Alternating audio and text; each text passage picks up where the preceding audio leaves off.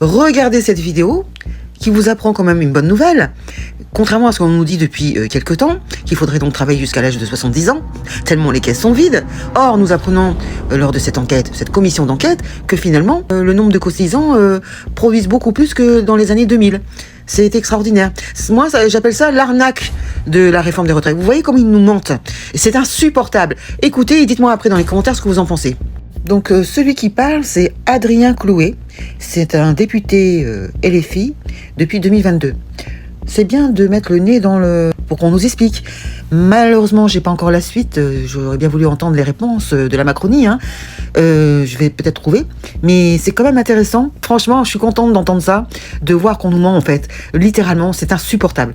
On entend beaucoup dire, notamment dans les rangs des partisans de la retraite à 64, 65, 66, mais bientôt 85 ans, que les chiffres disent des choses. Bon, collègues, le langage des chiffres, c'est comme le langage des fleurs, on lui fait dire à peu près n'importe quoi, surtout lorsqu'on licencie le président du Conseil d'orientation des retraites, car son analyse vous déplaît. Effectivement, ça aide. Vous nous dites qu'il y avait 2 cotisants pour un retraité en l'an 2000, et qu'il y a aujourd'hui 1,7 cotisants pour un retraité. Eh bien, collègues, surprise. Depuis l'an 2000, la productivité du travail a augmenté de 16%. Plus que la dégradation du ratio cotisants-retraités. Ça veut dire que 1,7 cotisants aujourd'hui produisent plus que 2 cotisants en l'an 2000. Et donc, grâce à Monsieur Bazin, on vient d'apprendre qu'en réalité, non seulement il n'y a pas de problème, mais que la situation est meilleure qu'en l'an 2000. Et que si on distribuait les richesses de la même manière qu'il y a 25 ans, il n'y aurait aucun problème.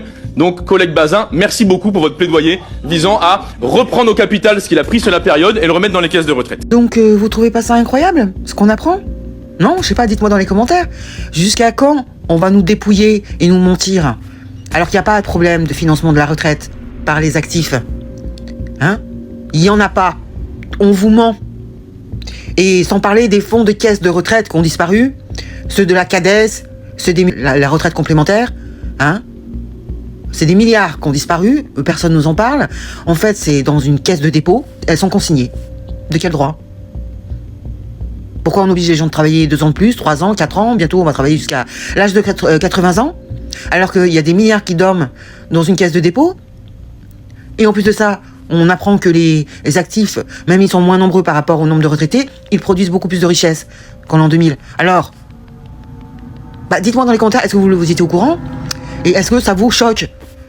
Moi, quand j'apprends ça, quand j'entends ça, à la Macronie. Parce que c'est encore eux, toujours à mentir. Ces personnes sont toxiques pour la France. Vivement la fin de leur règne. Merci, ciao.